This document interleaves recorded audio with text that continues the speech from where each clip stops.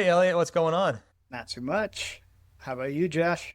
I'm doing pretty well. I was looking forward to getting together with you today. And before we start on this topic, I had something funny that I noticed in our last conversation that I wanted to mention to you. And I don't even know if you caught it or not whenever you said it, but it was the conversation that we were having where we were talking about my son Caleb and how he had shared a statement with me basically along the lines of he didn't know that whether or not people could retire given this economy and all of that sort of thing. And throughout the conversation, we were making mention of, like, depending on what news source you might be looking at, there may be elements of doom and gloom. And at one point early in the conversation, you had identified yourself as a millennial. And then whenever you were talking about where you were getting news from, you actually mentioned newspaper. And I thought, I didn't catch it at the time we were talking. As I was re-listening to it or listening to it during editing, I thought, Elliot mentioned newspaper. I wonder when the last time Elliot read a newspaper was. I don't remember mentioning newspaper, but yeah, no, it's been a long, long time since I have touched a newspaper, Yeah, despite it probably being one of the best news sources that is still out there. Now, I will say I definitely do read digital copies of newspapers from time to time. I do various nefarious things to dodge paywalls, but yes, those are probably my most common news site that's interesting. I, source. I would imagine that if more people looked at news from that perspective or used that source, there might be less misinformation in the world. But I digress. I just thought it was kind of funny that I thought, I wonder how many millennials would say, hey, if you're getting your news from the newspaper or wherever you're getting it from, you would hear social media and outlets like that. It's social media, Josh. I don't know what that is. I'll have to bring you up to the decades here at some point. But I wanted to get together and talk to you today about a topic that recently was discussed on the Choose FI podcast with our friends, Alan Hansen and Kristen Knapp. They were guests and they were talking to Brad and Jonathan about the FI 101 class. And they were also talking about our local St. Louis Choose FI group and how it's grown so well and all the things that we're doing there. And during the conversation, they touched on, why would you pursue financial independence? They were discussing like how you would introduce some of these topics to somebody that's relatively new or has very limited understanding of anything in a personal finance space. And one of the things was, well, the math behind it says if you have this much money and this is what your expenses are, then you can leave your job. But then the conversation kind of turned to, well, why would you do that? Maybe people don't understand, that doesn't necessarily resonate with people or that doesn't hook them. So you have to really figure out what is their why of FI and why would you pursue financial independence. So it just made me think a little bit about a couple of reasons that I guess it came on my radar years ago and why it was important to me to continue to pursue it and to continue to be involved in the community and continue to pursue the ideas and different strategies that go along with it. So I thought maybe between the two of us, we could do sort of a deep dive and just discuss where we're currently at and whether or not our reasons for why we've been pursuing this path have changed or evolved over time. Sure. Sounds like fun.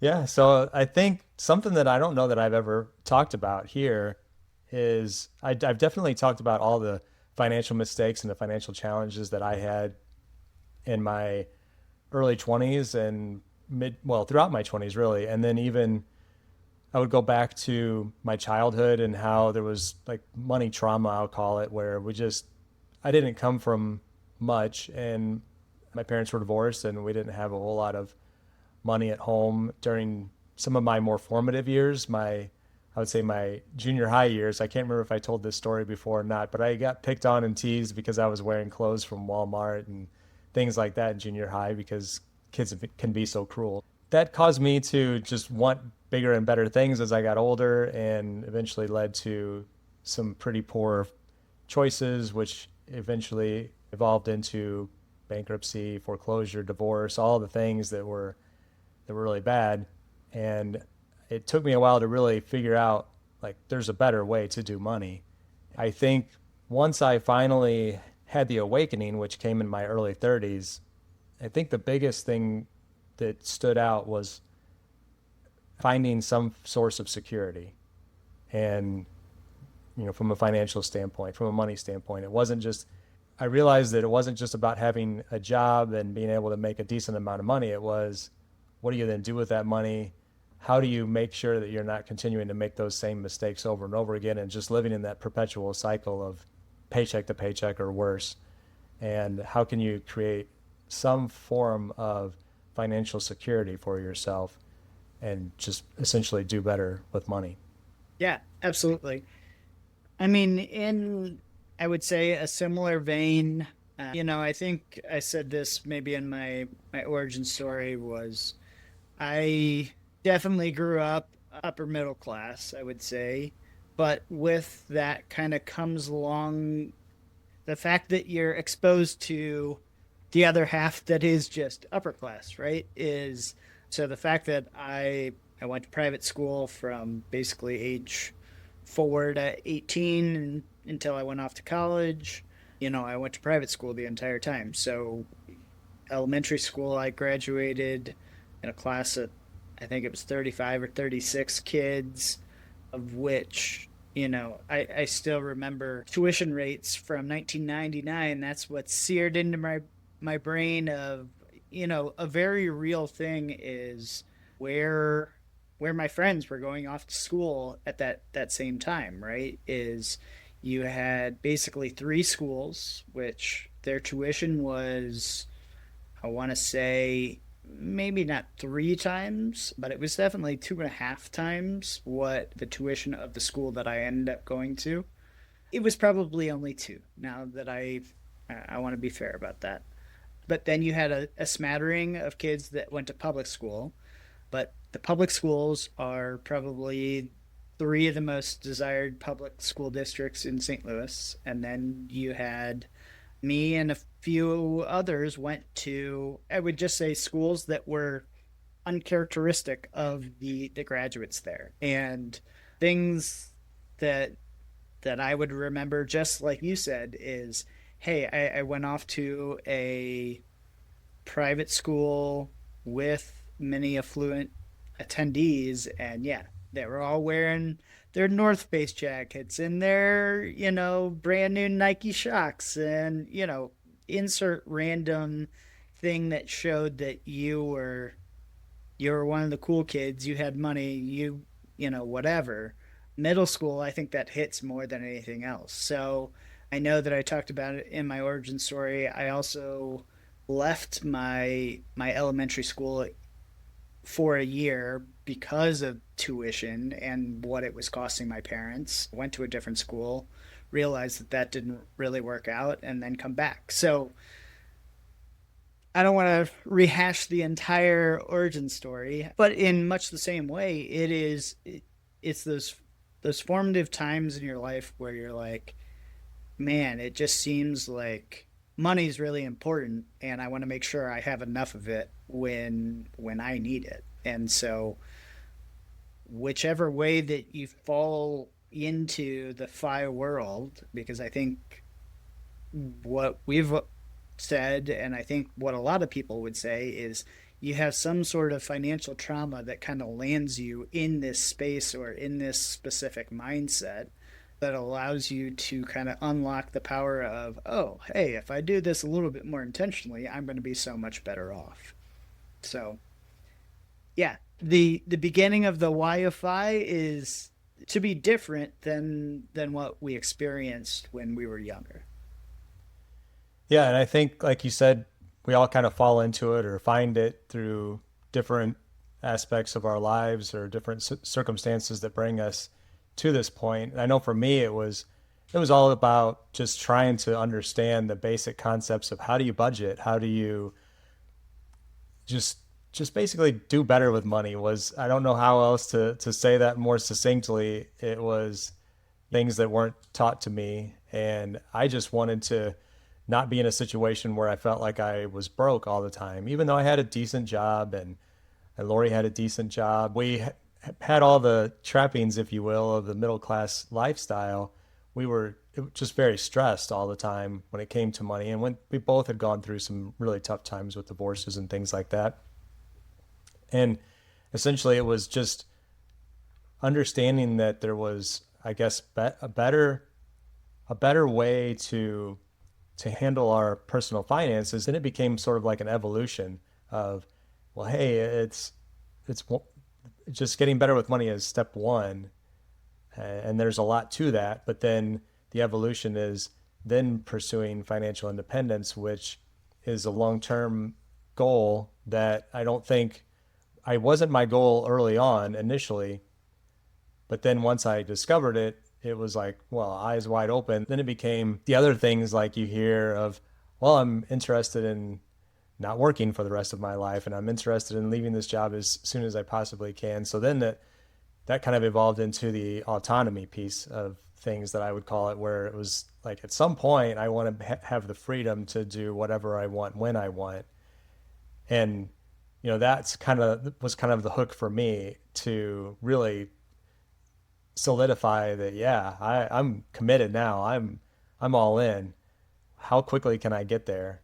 And like I said, that was in my mid 30s, and it was, a good 10 to 15 years of really just, well, early on it was grinding, and then it was kind of like a continuous evolution of like, oh, we don't have to grind so hard. We can continue to enjoy life along the way as well, and hearing different stories from within the community of people who felt like they made mistakes where they were grinding too hard early on and racing to the finish line as quickly as possible. But that was what really hooked me, was I want to be able to spend my time how I want to spend my time. And I just take a little tangent here for a second. I was thinking about this today because today was kind of like the classic day in the life of, I would say, an early retiree, where I did get up to Lori's alarm clock this morning because she still works. And then we had our coffee,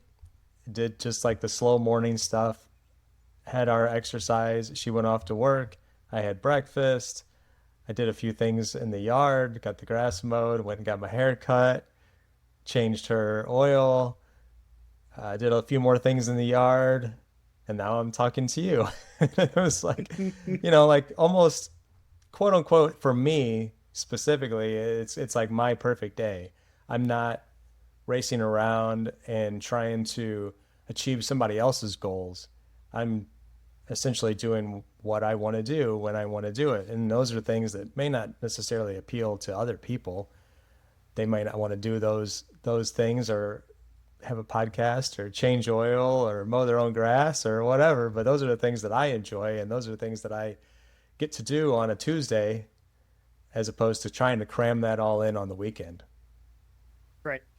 There's a lot there, but I think where I fall is exactly the same hook that was in you. It has certainly always been in me, is I just want to be able, I think J.L. Collins kind of puts it best, is the most valuable thing that you can buy with your money is your time. And so it is, yeah, doing what I want, whenever I want, with whomever I want, is that's what my money is buying. And I will say that by no means immune to lifestyle inflation or anything else, and we've loosened the purse strings in our family, I would say more. Certainly understanding that, that there are phases of life and being okay with, things are going to happen. But by and large, some of the big things, is certainly that ultimate flexibility that time gives you.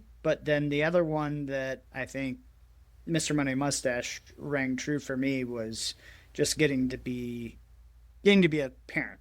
Is just, I view that as the most important job that I have at this current phase of life, and probably forever. But being able to then separate your monetary concerns from your parental duties, I think that's that's one that rings home for me very truly.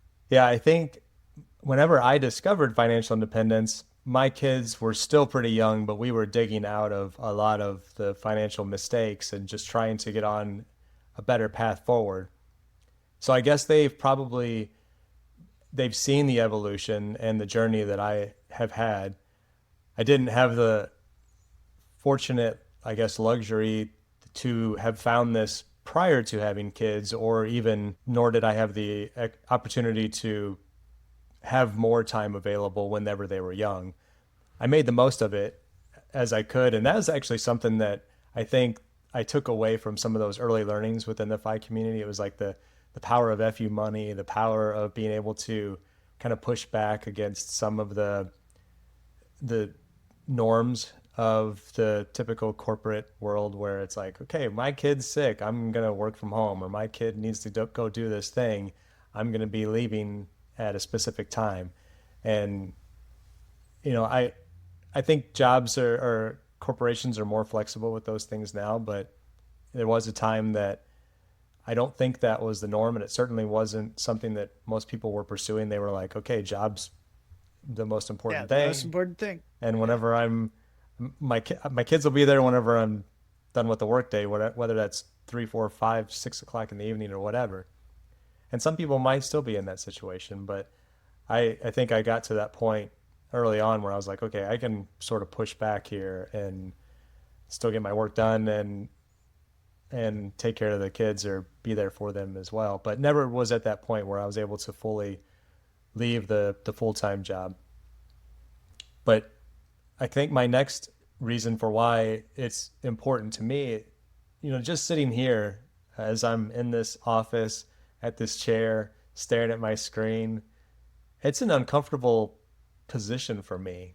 And it took me a while to like really appreciate how uncomfortable it is. And we as humans, I don't think are designed to do this for long hours every day. And so really, for me, it's about health and wellness, both physical and mental, and having the ability to kind of do the things, again, the autonomy to do the things that I want to do as I do them, just being more active and being able to not be sedentary. And I've really, over this past year, I've really noticed how my body feels a lot better. My back feels a lot better. I'm not stiff and achy throughout the day because I'm sitting in a chair, I'm using, have bad posture or whatever, and I'm not staring at a screen all day. I'm more active. I'm sleeping better at night. I'm probably eating a little bit better. I know I'm not snacking like I used to. That was one of my bad habits, as I would throughout the workday be like, oh, I'm gonna walk into the kitchen if I'm working from home and grab something to get me through the next couple of hours, or maybe have a cup of coffee late in the afternoon just to shake off those like 2 o'clock drowsiness feeling or whatever. And I think as the evolution has progressed, I mean, just health and wellness has been something that became more I became more aware of, and that's continued to carry over. And just longevity is important as well. Want to be as healthy as I can for as long as I can. And it's just funny, that when you kind of like step back and look at it, and you're like, how did we get ourselves in these situations where this became like how we work? That we are staring at a screen all day, or in meetings, and not every job is like that, of course, but a lot of our jobs are like that nowadays. And it's just kind of funny when you look at it. Well, I don't know if the word funny is the way that I would describe it, but yeah, yes. A different FU word? A different F word is how maybe I would describe it. But yes. I mean, our ancestors would look at us and be like, what are you're doing what all day? I'm sure you don't have to go that far back even in our history to say, do you go back to your parents' generation, or do you go to your grandparents' generation? And they're like, what the hell do you do all day? Like, you do what? So yeah, I mean, That's a very real thing. And I think, our grandparents' generation is definitely more like industrial revolution probably, and there was certainly bad things happening there, Yep. but they were by and large, I would say, from a physical health standpoint, they tended to be more physically healthy. They may not have been more as mentally healthy, and the longevity certainly probably wasn't there as it is now. But just the ability to probably eat slightly more better, and just be active was a good thing. And I think we should all strive for that. Yeah. I mean, I won't go down this rabbit hole, but I know it's a book recommendation that you made to me that I'm actively reading too is The Anxious Generation right now, and just like the effect of cell phones on teenagers and young kids. And yeah, so maybe on that mental that's a whole nother point. So Yeah. but yes, it is very interesting how different I mean, and this is true for every age. That's not to say that yeah, hey, we've made these horrible decisions. I mean, I think I made the comment on our last episode is this is the greatest year of the world, right? Is that's generally how it is still we're for the most part still the healthiest, best society that the world has ever seen. That's not to say that we don't have dips here and there, but by and large, that's true. So, But at the same time, we're like continuing to evolve towards that movie Wall-E. Wally or Idiocracy or yeah, I mean any number of yes, that same iteration. Yeah. Yes. I'd say the next point that I would add to my why I choose to pursue financial independence is just the ability to help others. And this is something that's been an evolution over a period of time. I would say that, when I found the concept, I was deep in the throes of being a parent and just all the things of just trying to, if I had any time available for myself or to pursue the things that I wanted to do, they were extremely limited and crammed into tiny spaces in the weekends. But helping others outside of like my immediate family wasn't necessarily on my radar as much. It was like I if I was able to get away to go help a friend with something, it was very rare. But that's one of the things that as my kids got older and my time became more available, I started to realize that I did have more free time, and then I could start to share that with other people, and it became pretty rewarding. Got to the point where I've had to say no to some things here and there that still bothers me, but I've really enjoyed being available for like my extended family, my extended friends, and really hopefully even through like avenues like this podcast, just to be able to share what I've learned, share what has worked with me, and be able to just give back to some extent, whatever that may look like now or in the future. I think that's going to continue to be an ongoing evolution, and that's, I would say, more recently been on my radar in the last few years as opposed to what it was in the past. Yeah. No, I mean, I think certainly once that day does come of retirement for myself, that is certainly one of the things that I want to spend a good portion of my time is finding ways to give back. So, yeah, whether it is as simple as just helping out a friend or doing service related activities. I mean, it's funny how I would say that was certainly ingrained in me growing up. My family did various activities, whether we were prepping food for like a homeless shelter or doing things with our church or whatever. As terrible as this is going to sound, it wasn't something that was some grand joyous activity for like you as a child, right? Like I remember taking a mission trip to Mexico and building a house for a family out of I mean, it was cinder blocks and, tin roof. And it is only really with the benefit of hindsight and maturity that you realize how impactful those things really are. And I am fortunate that my employer gives us a number of paid days to even go and volunteer. And I've thought that is one of the greatest things of all is like, yeah, hey, I can go to a food pantry for 8 hours a day if I want, and I get 5 of those days a year to just go do that. Or I can go to pet shelter and walk dogs or clean cages or whatever they need. And something that is near and dear to my heart and impacts the world positively, that it it's a very real, the end of one experience that I know people like to talk about in podcasting world is go do that and see how it makes you feel.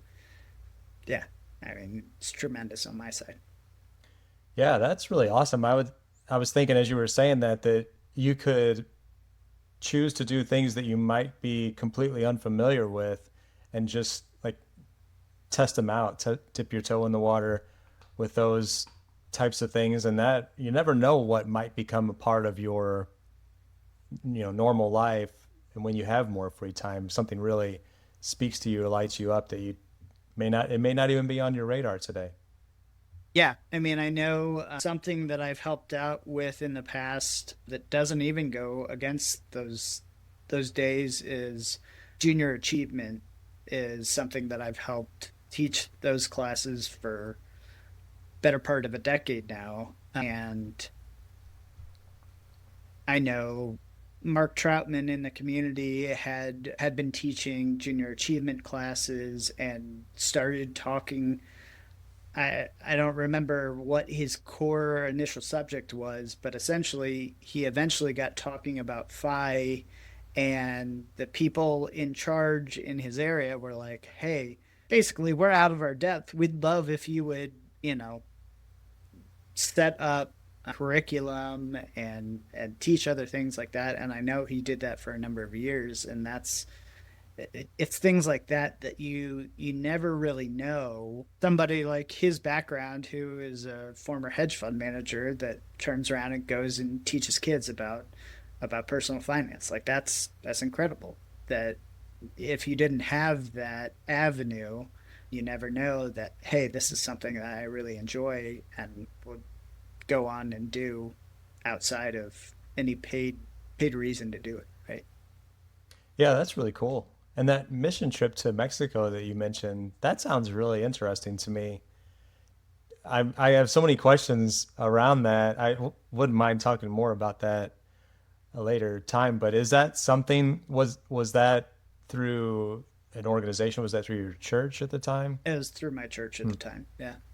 Interesting. That would be really cool. And like you said, through the hindsight and maturity, you see how valuable that is, but at the time, maybe I not so. mean, like that one, I would have said I had a good time. I mean, I was a senior at the time, so Okay. hopefully you're a bit more mature by the time you're a senior in high school. But yeah, I mean, you don't realize.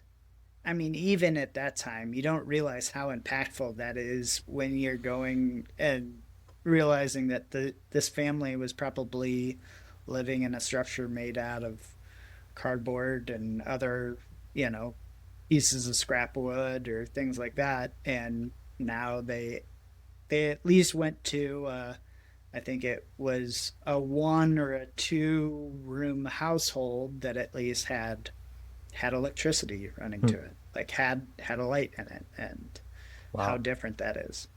Yeah. So Wow, that's amazing. Well, two, I guess, final thoughts from me that I had jotted down here with the Jonathan issuing this kind of action item.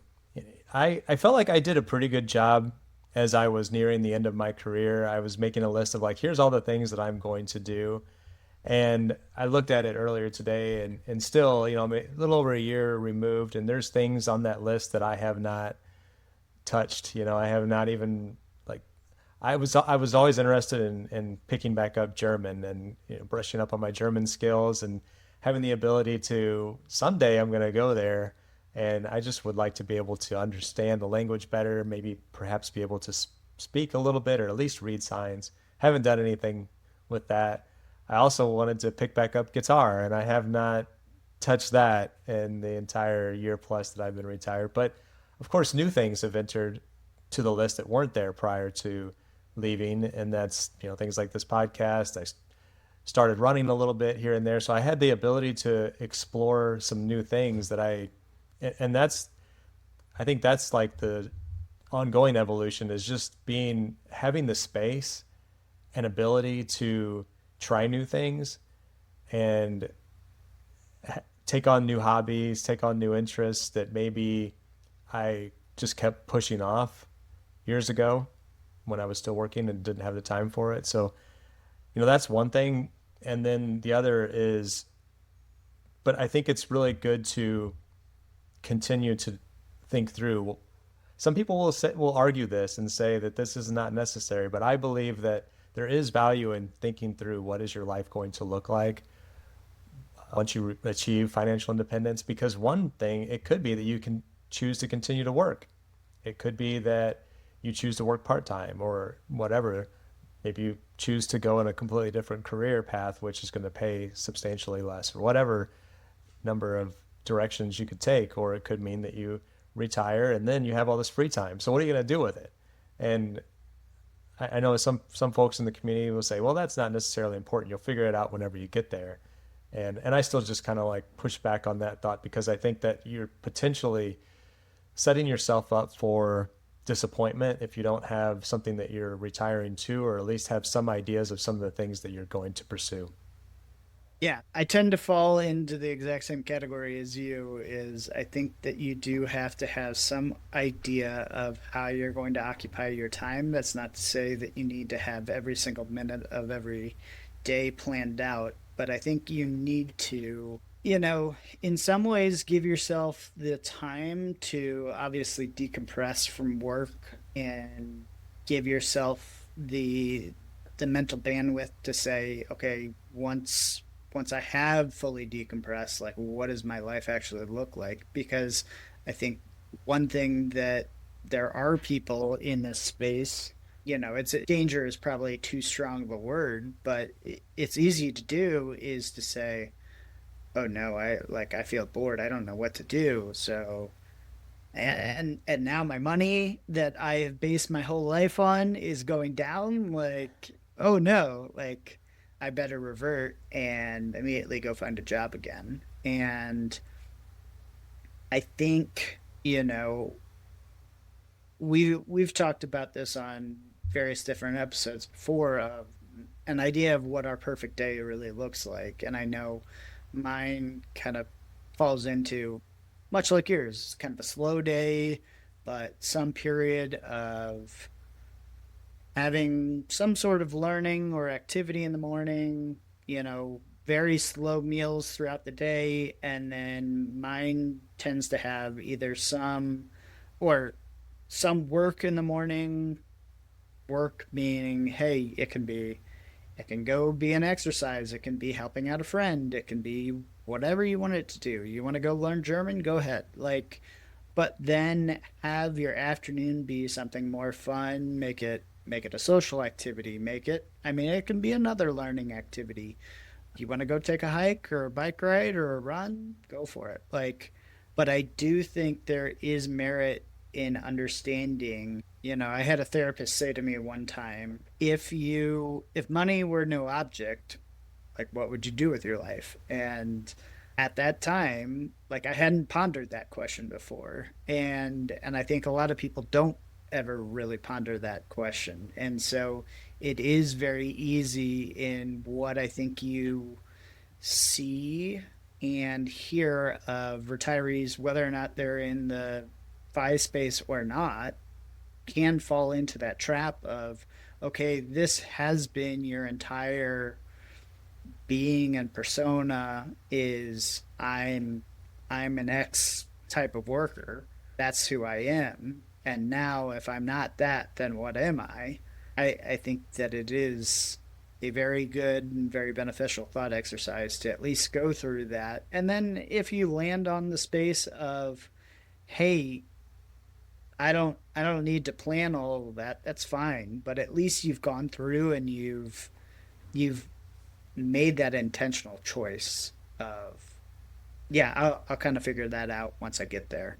As opposed to, like, I know our good buddy Doug is one of the people that I think kind of falls into that category. But I think one of the reasons that it works out really well for him is that he went from a very corporate life to running his own business and being able to ramp that down in a nice progressive way, as opposed to, and I would say that's akin to what people would say, like Jillian Johnsrud, in her book Retire Often talks about slowing down, going to part-time or taking a sabbatical, or go try something out before you sign your name in blood, so to speak, and make it feel so less daunting, as opposed to the finality of, oh no, like I've made this huge mistake. Now I have this gut reaction of what now? Yeah, and those are all good points. And I would just add that change is inevitable and there will always be an evolution, or at least that's my opinion. Even though you might set out to say, like, this is what my life is going to look like. I had a pretty good idea, like these are the things that I was going to focus on, but then very quickly changes occur. And life throws you curveballs. But you then learn to either like adapt and be able to say, yeah, I can lean into this thing, or I can say no to it, or whatever the case might be. But there's always going to be some form of like change along the way. And the thing that you write down today that you're interested in, you might find that a year from now, 2 years from now, or at some point in the future, you're no longer interested in that thing. And you have this whole other list of interests that now occupy your time. And it's just a good like exercise to maybe review that occasionally.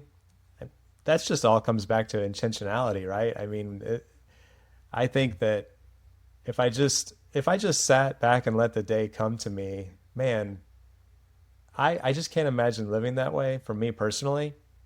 So I have to have some form of like, these are the things that I'm going to do this week. It's not, like you said, it's not down to the hour and certainly not minute or anything like that, but it's just like chunks of time. Like this day, I'm going to do this thing. And then other things tend to fall in around it. But yeah, that was a kind of a tangent. I'm not sure exactly where I was going with that, other than to say change is inevitable and just be prepared to adapt and roll with the punches. Yeah. I mean, I think the the best way, or maybe one of the best time bucketing for early retirees that I've heard thus far that seems pretty on the money, is plan for one thing a day.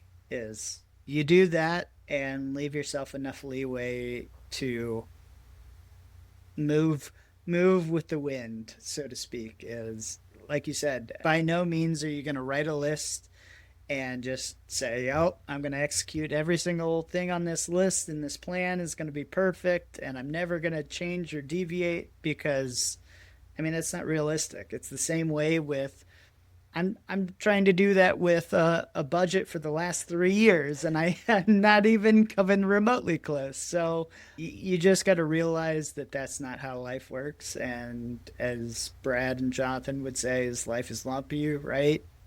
You got to view your time the same way. Is you find the things that are most important to you, make those non-negotiables, and then let the rest kind of fall where it may. Yeah, well said. I'm still struggling with that. I've gotten a lot better with that, with putting fewer things on my to-do list and then being okay with not checking them off. Either typically my list is like for the week, not necessarily for the day. And I'll either try to go, okay, I'm going to do too many things this day, or I'll say, well, I'm just going to do this one thing today and this one thing tomorrow. And then I get to the end of the week and I'm like, shoot, I didn't get, 75% of the things that were on my list completed. Then I'm like, okay, that's fine. I'll just carry them over to the next week. Because most of them aren't time critical and they're not emergencies or anything like that. So I can just, you know, editing this podcast is something that I have to make sure that I put more of a focus on, because I don't know if anyone noticed it or not, but I actually released the episode, so the week of Memorial Day here, where we're talking and having this conversation. I missed the Monday release because I forgot to edit the podcast, even though it was on my list for the week before, and I released the episode on Tuesday. Shame. Shame. Have you gotten to that point in Game of Thrones yet? I have. We're in season 7. We're halfway through season 7. So I know exactly what that reference is. Oh, good. Good. Shame. All right. Well, anything else, Josh, or should we put a bow on this one? Let's put a bow in this one, Elliot. All right. Until next time. See you later. See ya.